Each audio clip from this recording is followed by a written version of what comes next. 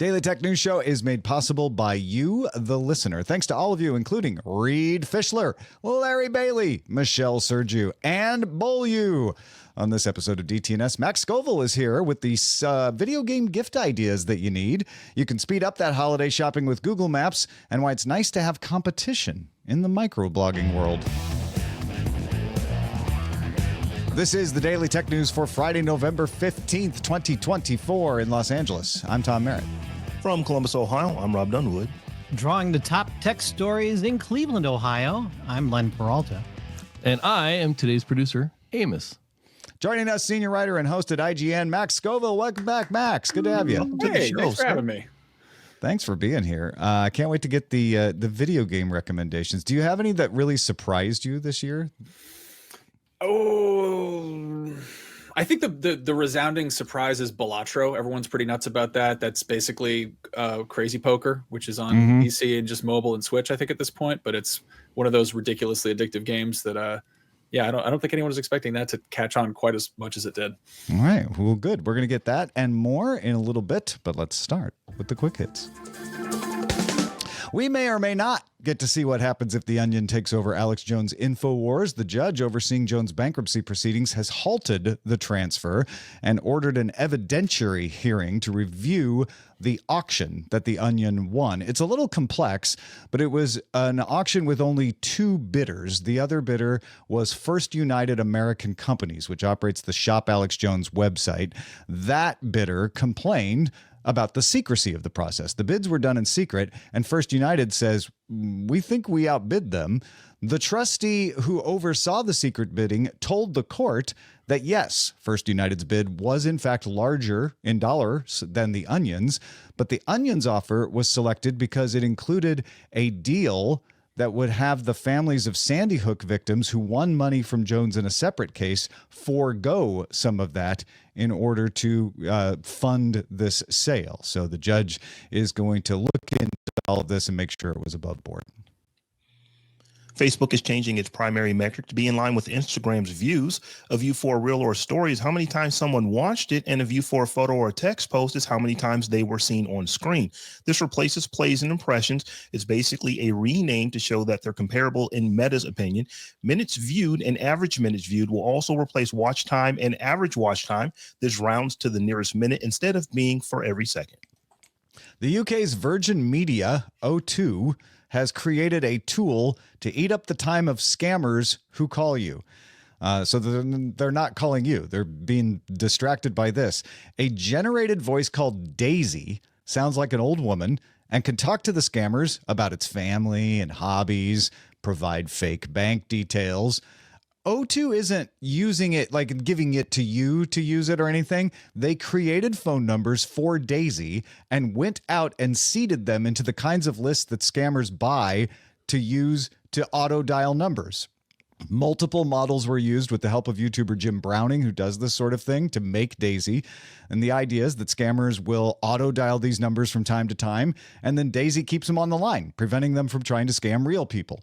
O2 says Daisy has been able to keep scammers on the line for up to 40 minutes at a time. It's far from the first effort to do something like this, but it's the first time I've heard of a telco doing it, Rob. It's kind of interesting, actually. The ChatGPT app for Windows has been available if you've paid for a subscription, but is now available to all Windows 10 and Windows 11 users. The app lets you open a companion window on your PC so you can use it alongside other Windows apps. OpenAI is also upgrading ChatGPT on Mac OS, giving it the ability to read computer code from third-party apps. Canada has amended its Copyright Act to allow for the circumvention of TPMs, Technological Protection Members, in two cases, not members, measures, when, quote, maintaining or repairing a product, including any related diagnosing, and to make the program or device in which it is embedded interoperable with any other computer program, device, or component. In other words, when you're repairing something, it gives you a right to repair. Now, the problem is the amendments don't do anything about repair tools. Sometimes those tools are legally prevented from being shared or sold, but it's a step towards easier repairs, which is good. Meta CEO Mark Zuckerberg announced Friday that Threads is starting to test a new way to create dedicated feeds for your favorite topics and profiles, basically customized lists. If you are in the test group, you can create a custom feed by searching for a topic, and then when the results come up, tap on that three-dot icon up on the top right and choose Create a New Feed. You can also visit a user's profile and do the same thing. Once you've created a feed, it will show up next to Following and For You on the home screen. Bluesky introduced custom feeds earlier this year, but it's not as easy to implement as this is. And this comes as Bluesky and Threads are getting some momentum. Bluesky says it got 1 million signups in the last 24 hours. It said that yesterday, but it also says it has passed 15 million, which we mentioned before. Threads says it has been getting 15 million new users a day, which puts it close to 200 million. I don't know. It's nice to have platforms pushing each other for new features. Rob, it seems like you like the customized list thing, do you? It is. So I have moved from X. I've moved from formerly Twitter. But one of the things that I really loved about that platform was the ability to create lists.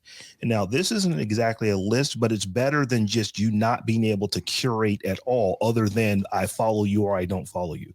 So it's going to give me the opportunity to look at photography threads, or look at blogging threads, or podcasting threads, or tech threads in a way that was just not really easy to do, outside of just searching and saving searches on desktop. This, I'm assuming, is going to be pushed out to mobile devices as well.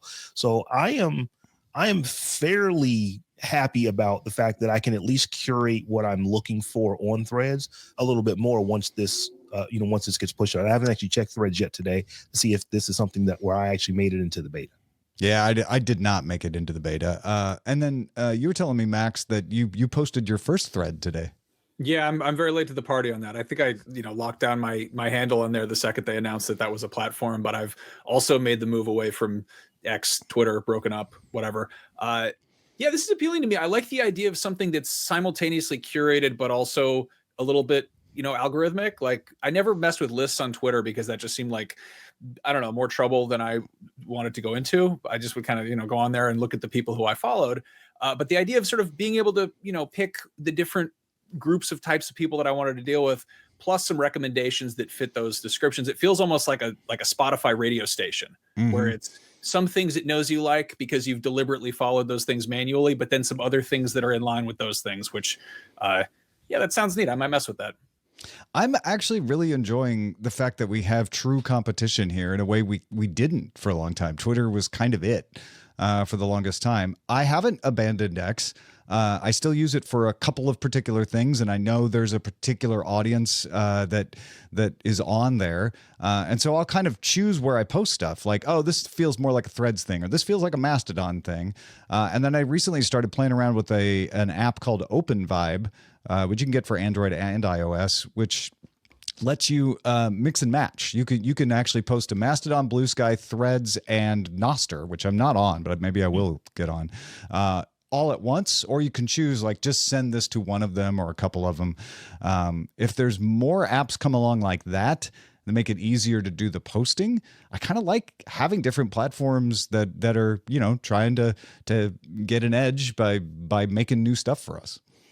I don't mind multiple platforms. I am happy that platforms like Bluesky are growing, and I mean growing fast. You said, Tom, that Threads grows at 1 million per day, which up until today or yesterday, the day before yesterday, they were growing by a Bluesky per month compared to what Bluesky actually is, just being over now 15 million. But the fact that they've added 1 million in 24 hours is pretty impressive, because one of the things about a community is that you need people there for there to be community type things going on. So one of the things that I always felt when I would go to Bluesky is that, still nobody's talking about the stuff that I talk about. Let's go back over to where there are hundreds of millions of people. Threads did have a completely unfair advantage, though. They tied it to Instagram, which is also one of the biggest social media platforms on the planet. So they were able to just get critical mass literally within seconds, and everyone else had to grow it the hard way. But I am happy to see that other platforms, at least in a relative recent history, are growing by leaps and bounds. Yeah, I do think I agree with Clinton who wrote in our chat room that Federation is cleaner in that you can just have the one account and it can be seen in multiple places. But until Federation gets the critical mass, the cross posting and stuff is your next best way to manage this. And I do think it's worth pointing out that X still has 600 million monthly active users. So there's still a lot of people using it. It's not going away anytime soon.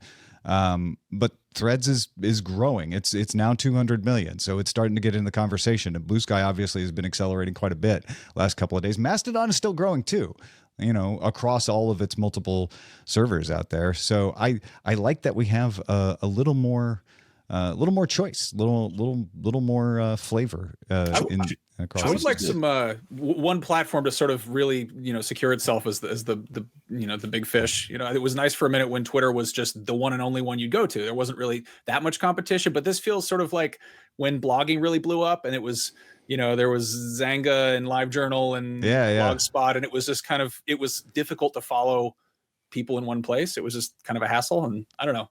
I'm greedy. I want the best of both worlds, because when there's a big fish, then you tend to lose the choice and the innovation starts to slow. But I'm with you. I don't want the complexity. I don't want to have to remember where people are as much. Yeah. So I mean, ultimately, it's the community more than the features that's going to dictate who comes out absolutely. on top. And I'm finding that what I thought would happen is happening, where there are different communities in the different platforms that I follow. Like sometimes I'll think of something and I'll be like, "Oh, that's a Mastodon post. That's where I'm going to post that." Hopefully the Federation aspects of some of these platforms will help you not have to worry about what platform is on. You can just use your platform and kind of get to it. So we'll see how that works out as well. Google is making holiday shopping a breeze with new features for maps. Now you can search directly within the app for specific items like that perfect ugly sweater or last minute gift. Simply type what you need into the search bar and maps will show you nearby stores that might have it. Now, when I first read this story, it kind of, two things popped out. Number one, I'd use it because I am that shopper that always leaves one or two gifts for my wife to the absolute last minute. And it is just going to store. Do you have this? Do you have this? Do you have this? And if I could just on my phone go right to maps and say, just type it in and it tells me the stores that has it near me, that's going to be a benefit to me. The other thing was that I thought about is that, this is another way that Google may keep people in their ecosystem, because as long as you're using maps to do searches, or of course you're using Google to do searches, you're not using one of these things that has AI in its title. You're not using OpenAI's ChatGPT. You're not using Meta's, Chat Agent. You're not using Perplexity. So Google is in a fight for its life right now to keep search and stay where they are, in the number one spot. And they will be that for the foreseeable future. But every percentage that they lose hurts, because it's a big company that makes a lot of money. So this is one of those ways where I also thought that, if they're adding this here and it's a usable service, people already know maps. If it's just something that people use, that might keep them from going and trying to find something in ChatGPT. Yeah, Max, how do you use Google Maps? Because I do use it for restaurant shopping more than retail shopping, but a little bit for both. Yeah, same. I could see this working. I guess the concern there is that how much stores will actually participate. And the thing that I've run into more often than not is, searching for something on, the result pops up that it's something that's from Target or from Walmart. And then I go to it and find out that it's a third-party seller. And that's probably not going to be down the street of my local Target. It's one of those instances there.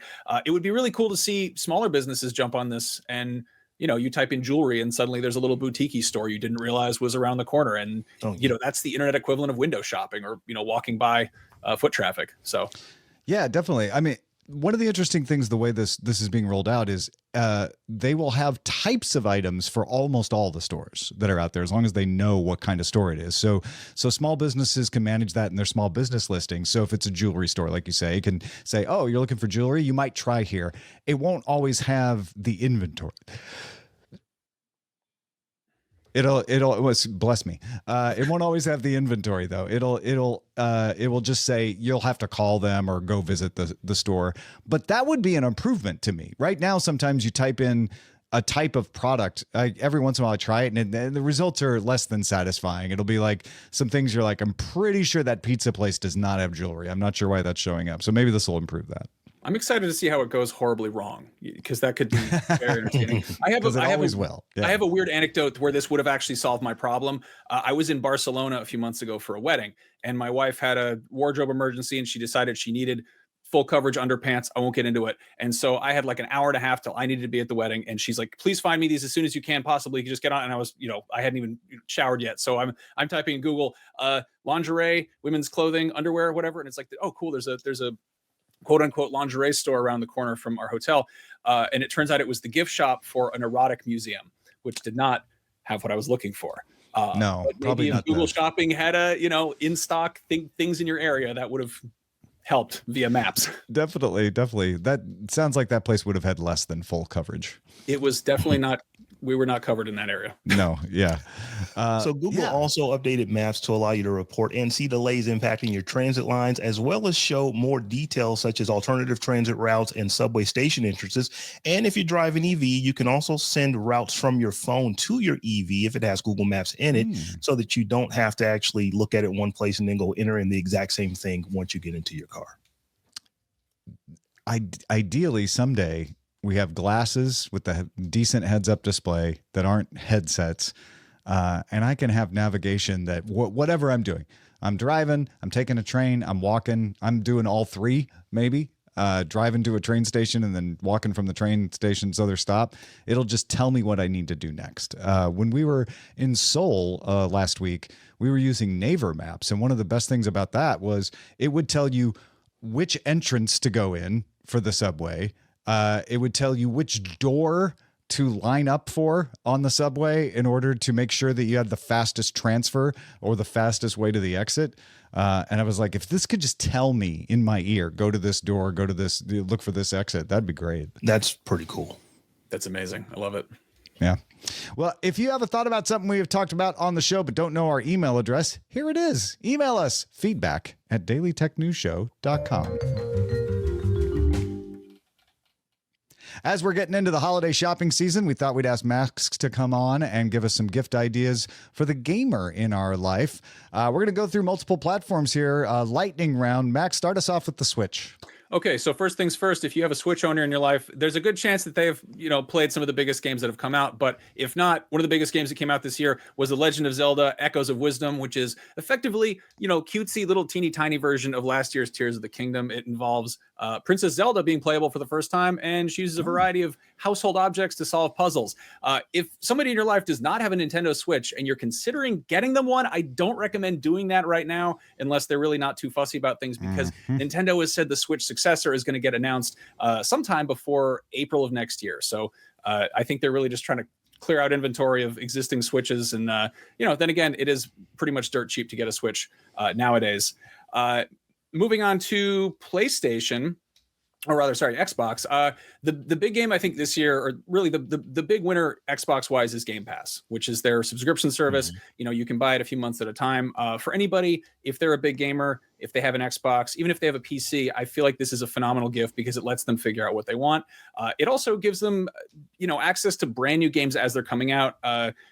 It's wild that you can just pay however much money it is a month and jump on Call of Duty Black Ops 6 the day it comes out. A couple more big games are still coming out the rest of the year. There's Flight Simulator 2024, which sounds astounding from everything I've heard. There's Stalker 2 Heart of Chernobyl, which is out on the 20th. And then in December, on December 9th, there's Indiana Jones and the Great Circle. And of course, all these games are available for purchase on their own. Indiana Jones and the Great Circle is from the studio that did the recent Wolfenstein games, and it's not a full-blown shooter, but it's sort of a first-person adventure, and the buzz on it is very good, and it's Indiana Jones, so that's fun. If there's anybody in your life who doesn't have a console at all, and you want to give them kind of a affordable jumping on point, the Xbox Series S is the cheapest way to get in on this current gen of console, and that is that'll get you all the new games, and it works for Game Pass as well. Xbox's new marketing thing this right about now is they're just putting up things that aren't Xboxes, saying this is an Xbox. So if you have a certain smart TV, if you have a laptop, if you have a PC, if you have a VR headset, they've got basically ways to play Xbox games on other platforms besides a dedicated Xbox, which is kind of wild that maybe you don't have to pay a few $100 for a new machine to play the new games. You can just either stream it or install it. On the other end of the spectrum, if you've got a PlayStation fan in your life and you've got some money to throw around, the PS5 Pro just launched, came out last week. It is $700. It is a powerhouse. It is it is the most powerful console on the market right now. The consensus is that it's not necessary. It's not a deal breaker, but it will definitely be the best way to play some of the big games coming out next year.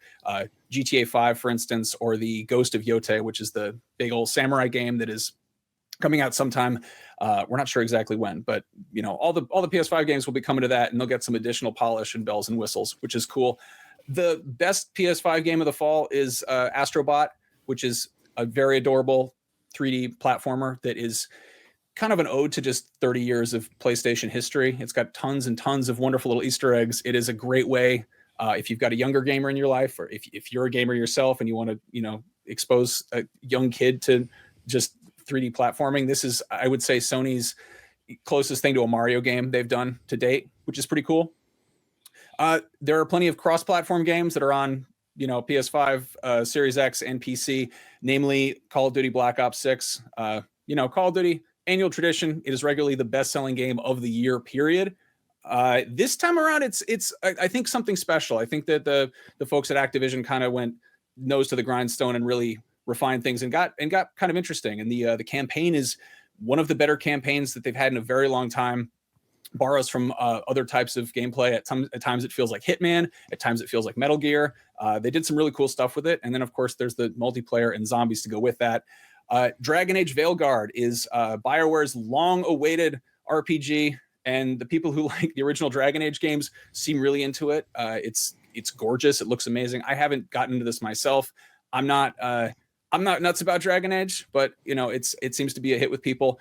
Another RPG that is getting just high marks across the board is Metaphor Refantasio, which is a mouthful of definitely confusing words. This is a gorgeous JRPG from the team that did the Persona games and the Shin Megami Tensei games, which the Persona has made some of the recent best JRPGs, and this is kind of taking that approach, everything we learned from that, and throwing it in a very cool medieval landscape. So if you dig the idea of a turn-based RPG with great art direction, that's that. If you just want a good old-fashioned video game about shooting a whole lot of aliens, Warhammer 40K Space Marine 2 is exactly that. This is another long-awaited sequel. The original came out, I think, 2011. And, anybody who's been itching for a new Gears of War, this is the next best thing to that. So highly recommend that. On the hardware space, Steam Deck just announced that they're doing a white OLED. There it is right there. Look at that beautiful thing. I know people love white hardware. This is, I think, $679. It's the, better screen, tons of storage, and it's going up for pre-order this weekend, I believe. It's up on the 18th. So I guess that's Monday. So keep an eye out for that. And then, of course, in the VR space, the MetaQuest 3S is the newest model, but with last gen's display, and you can grab it for $299, which is a pretty cheap entry point for VR. And it is, again, compatible. You can hook it up to your PC. It also is compatible with Batman Arkham Shadow, which is apparently awesome. I haven't checked that out yet, but it's the, tried and true Batman Arkham formula, but in VR, which sounds pretty cool. And in the VR space, there's a couple other big games coming out throughout the rest of the year. There's Metro Awakening VR, which is sort of subterranean post-apocalyptic Russian universe, but in VR. And then there's a game called Behemoth from Skydance, which is kind of looks like God of War crossed with Shadow of the Colossus. You fight a bunch of dudes on the ground in VR, and then you climb big old monsters and fight them. And then right before Christmas on the 19th, there's Aliens Rogue Incursion, which is Aliens in VR, which sounds nightmarish, but also kind of cool. No word on how that is. The jury's out. Haven't heard reviews for those, but that's something to keep an eye on. So that's those are my holiday gaming recommendations. When we talked about having Max go through this list, I was like, are we going to be able to get through this all? And you're like, yeah, I got this. Not a problem. That was impressive. Well done, man. Thanks for all these recommendations. Now, I own all of the consoles I just got a brand new Series X for an Xbox, brand new, and I'm really loving on this X Game Pass because it downloads games so much faster than my original Xbox One. It would take me, to download a game that was, 20 gigs. It would take it, an hour or two on my old Xbox. Now it takes it 6 or 7 minutes, and I love that there's so many games that I can just play right at the, it really on a whim, because I'm only waiting 10, 15 minutes for a game to, get to the point to where I have enough downloaded to where I can play it. And you did mention this, but Warhammer, it's beautiful and it is really, really good. It's just crunchy. Like it's just good old fashioned, shoot aliens in the face and step on their head. You don't have to think about much, just aim, and you don't even have to aim if you put it on really low level. It's like you could just press buttons and things die. So it's kind of cool. So if I have this right on the hardware side anyway, to sum up, if you want to get a console for someone who's just getting into consoles, the Series S. If you want the power console, it's the Pro, and if you don't have any money, it's the Switch. Something like that. I would honestly say just maybe hold off on the Switch, or just no. Nintendo puts out a bundle every year that has the Switch and Mario Kart 8, and it is consistently one of the best-selling things that comes out that year. Period. Mario Kart 8, despite having come out in something like 20, it came out on the Wii U. It isn't like the top best-selling games every year, and I'm just wondering who doesn't have Mario Kart 8 Deluxe at this point. But if you know somebody who doesn't, keep an eye out for a bundle there. But if you know somebody who's a big Nintendo fan, maybe give them an IOU for a console next Christmas or something. There you go. Yeah, perfect. Thank you, Max. All right, let's check out the mailbag. There was a question on Good Day Internet about the name Zayed, one of the common passwords that was used in the UAE. As a recent UAE resident, I'm happy to answer the question. Sheikh Zayed Al Nahyan was found using the ruler was founding ruler of the UAE and the head of the family that rules the Emirate of Abu Dhabi. Many of the UAE's key buildings, roads are named after him. I hope this is helpful. And that is from Mike in Chile, DC. Oh, warm up, Mike. Good, and thanks for that. That solves that question. We were wondering why that showed up there. Yeah. And then Matthew, also international, said Disney killed the Star Plus app this past July in Ecuador, which included Hulu outside the U.S. I recently let my U.S. Disney Plus subscription expire, and I signed up for Disney Plus here. Disney Plus Premium is cheaper in this market and includes most of the Hulu content and ESPN Plus. The interesting part is that I can use the ESPN app, but to access the NHL games, I have to use the Disney Plus app. I can use the ESPN app, but in the app, I can't access most of the game broadcasts. Disney has effectively already done this here, basically merged all of the stuff together, and presumably in many other markets outside the U.S. Thank you, Matthew, over there in Ecuador. And thank you, Len Peralta, for being here illustrating today's show. What have you drawn for us today? There's a big battle tonight that I think a lot of people are going to be watching. But the battle that we're going to watch that I kind of focused on was the battle of the social media monsters. Threads versus Bluesky. Take that, Tyson and Paul can't match this slugfest. It's live on your device 24 hours a day. It's going to be really, really interesting to watch over the next couple months, weeks, days, whatever. But that's the big slugfest that I feel is going to take precedence over Tyson and Paul tonight, although I'll probably be watching that too. So and you can talk about it on these social networks. There you go. That's the advantage, right? So pretty cool. If you want to get that image, if you're a Bluesky or a Threads fan, you can go to my online store or go to my Patreon, patreon.com/Len, where you back me at the DTNS lover level. You'll get that immediately, or go to my online store where you can purchase it there. Or even I'm doing custom holiday cards again. So consider that. I'm already getting some orders, so get in early because I'll be pretty busy in December. Fulfilling those orders. So. If you want Mastodon in that fight, just commission Len to make a greeting card. I didn't even think about that. We didn't talk about Mastodon, but Mastodon would have been a really, really cool social media monster. It's already got bowling that in name. there. Yeah. Like I like Mastodon, spool of string, and butterfly is the new rock paper scissors of the internet. There you go. I love that.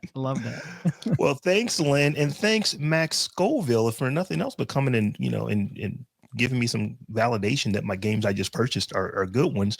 Where can folks find and get more of you? You can find me 24/7. No, wait, no.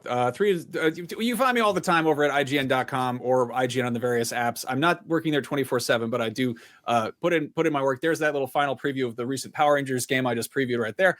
I worked on that. I do a monthly video every month, doing great here, called Big Game Releases, where I basically break down pretty much all of the games coming out in a single month. So if you liked what I did here and you'd like a more comprehensive version, keep an eye on IGN, top of the month or tail end of the month, and it usually, put it up on the front page of our YouTube. You can find a new project I'm doing personally called This Thing Rules, which is an audio podcast that is all about things that my best friend Brian and I love dearly. So recently we talked about Jabba the Hutt, the man, nice. The puppet, the character. But previous topics include gummy worms, alligators, skeletons. Each topic is self-contained. It's pick a thing you like and give it a listen. And then other than that, just find me on social media. Say hi. Go find your favorite social media, find Max, and then go subscribe to This Thing Rules, wherever fine podcasts are vended.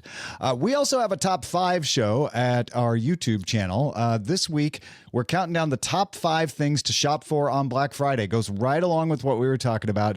You can get that, like I said, youtube.com/Daily Tech News Show, or also look for it at DTNS Picks on Instagram or Daily Tech News Show on TikTok. Patrons, stick around for the extended show. We got more coming. Good Day Internet is going to have some fun on Friday. We're going to play Would You Rather based on producer Amos's kids' opinions. So, for example, would you rather go viral for a bad accident being on video or a bad joke being told? We're going to discuss that and more. Stick around. You can also catch the show live Monday through Friday at 4 p.m. Eastern, 2100 UTC. Find out more at dailytechnewsshow.com/live. We'll be back tomorrow to wrap up Media Tech India with Trisha Hershberger.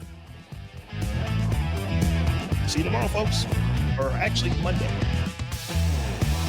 This week's episodes of Daily Tech News Show were created by the following people: host, producer, and writer Tom Merritt, host, producer, and writer Sarah Lane, executive producer and booker Roger Chang, producer, writer, and co-host Robb Dunewood, video producer Joe Kuntz, producer at large Anthony Lemos, Spanish language host, writer, and producer Dan Campos, science correspondent Dr. Nikki Ackermans, social media producer and moderator Zoe Detterding, our mods: Beatmaster, W. Scottus One, BioCow, Captain Kipper, Steve Guadarrama, Paul Reese, Matthew J. Stevens, aka Gadget Virtuoso, and J.D. Galloway.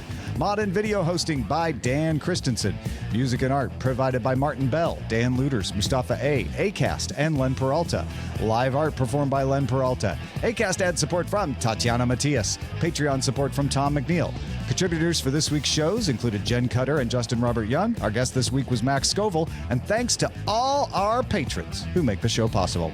We love you. Bye.